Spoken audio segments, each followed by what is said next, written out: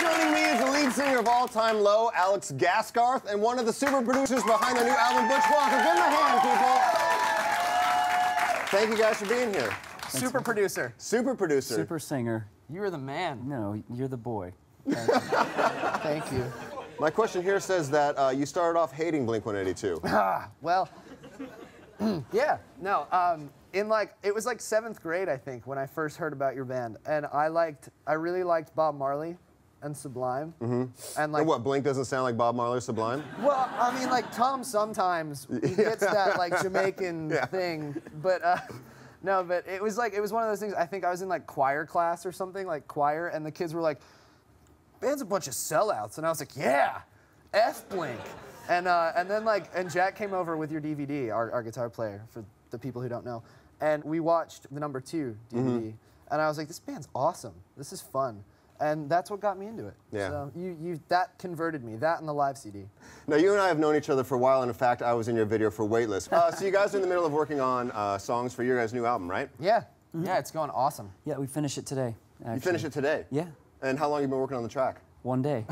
Really? Yeah. A day. A day. A So day. is this a track that you had already written and you brought to Butch, or Butch, is this something that you wrote and you brought to Alex? Tell us the story, Alex. It's one of those things, our last album, we did 2 songs together, and Butch and I work really well when we just kind of show up in a room and start from scratch. So this was, again, the same instance. We met up in California and needed a few more songs for the record and got in the same room and just, it clicks. Yeah, it clicks. It starts with like you know, some sort of fun chorus idea, and then from there, you know, usually within a matter of, you know, minutes. So, and Butch, for those that don't know, you were in Marvelous 3. You moved on. Actually, you and I met when we both played a radio show. I think it was in Texas. It was in Texas. And I remember that day, you were just doing the most ridiculous pick tricks on stage. You were playing, and you'd like throw the pick behind your back and catch it, and then you'd whale it off of some chick's head in the front row and catch that and continue playing. You still do that, too. I know, it's just from years of playing in front of no one and being bored. Like me and my bass player would be playing for the bartender, and it was like, watch this. You know? That's right. You also still play your own music, but now you got into producing as well. Who all have you worked with, for those that don't know? Pink, Katy Perry, and Avril, Dashboard Confessional, Weezer.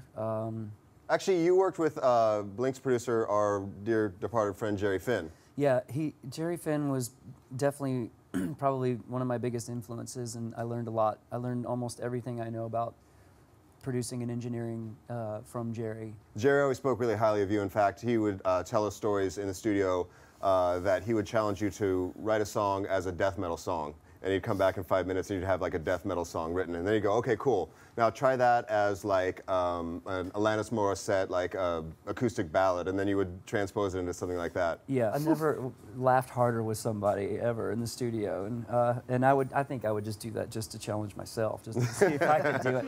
All Time Low and Blink-182 played a lot of the same festivals together this summer. We played a lot of shows over in Europe. Yeah, sorry about that. No, that was fun. But I just wanted to see if you remember the time you were walking up to me backstage. I was walking off the stage, and there was this area where a bunch of people could see us, and you walked up to say something to me. Meanwhile, everyone's yelling like, Alex, Mark, Alex. And you leaned over to say something, and I knocked the drink out of your hand.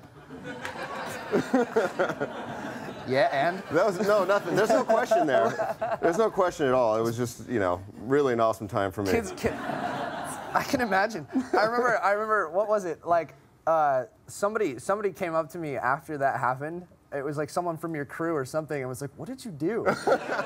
Everyone was like, what?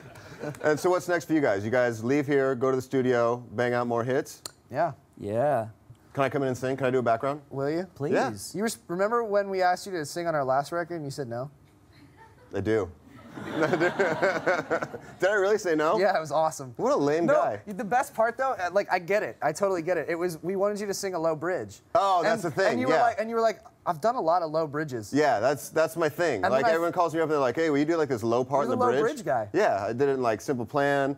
I did it with all the bands I work with are like, hey, you know, it'd be cool if you sang in this song, but you just did like a low bridge. It's a low bridge. No featured parts, no hook, no chorus, just a little thing. Mark's the low bridge guy. It's cool. Yeah, if you need a low bridge, I'm the dude for it.